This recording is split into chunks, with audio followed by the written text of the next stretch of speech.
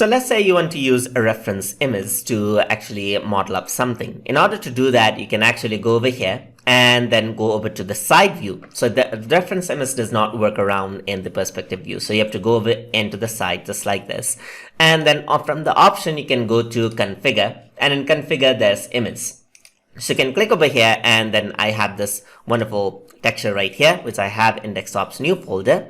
And I need to make sure that I save the Cinema 4D file there as well, so that it does not produce an error when I try to reopen the file. So I'm just going to open this out, and there you go. This is my texture, as you can see. So I can change the offset of the texture image. I can change the offset of the Y, as you can see. I can change the rotation. I can change the size over here on the both side as well. I can work around with this transparency and its alpha mode and everything else, as you can see right here. So now the benefit of this is you can actually create a 3D model just like that. So I can go over here onto, let's say, something like a polygonal pen tool and use it as a reference. So I can go over here and then start drawing this out. So I can actually go over here, click this, everything out, and you can see that I'm using these lines as guides just like this to actually click around. So just like that, you can see that this is how you can work around with the polygonal pen just like that. So click here, click here, click here, and there you go. So click here, and there you go.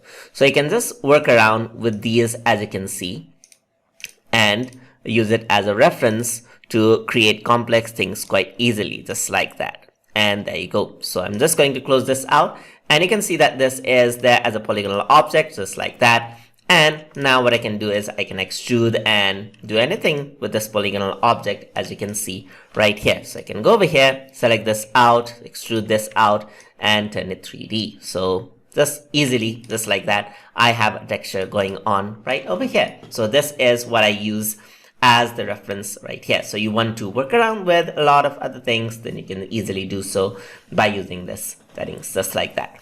So now what you can do is if you want to add in a reference image at the top as well. Let's say, for example, you got multiple views of a car or so forth, and to have a texture on the top as well. You can also work around with the top texture individually as well, just like this. But in Cinema 4D, we do not have an option to actually see the reference image in the perspective view itself. So this really does does not give much control over how the reference image is used. But if you want to see it in perspective view itself, there's a technique that you can use. So what you can do is you can simply bring up a polygon right here. You can add in a texture onto this, and then in the texture, just select the image just like that, and you get this file right here. So now you can readjust everything out, and you can see that everything is there in the perspective view now. So I can rotate it according to what I want. So I'm just going to go over here and rotate it out maybe in the front view just like this, 90, and there you go. And if I want to lock this down, I can go to layers, and in the layers I can simply say new layer from selected object and lock this layer, and now I can model anything on front of it, and there you go.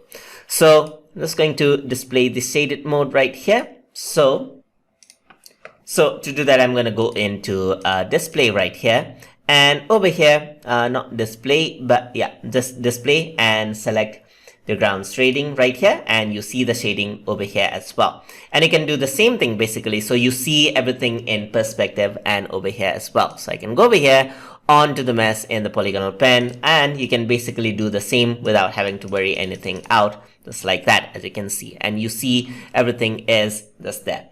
So these are two ways in which you can use a reference image inside of Cinema 4D. So hope you guys learned something as always, and as always, please like, comment, share, and subscribe.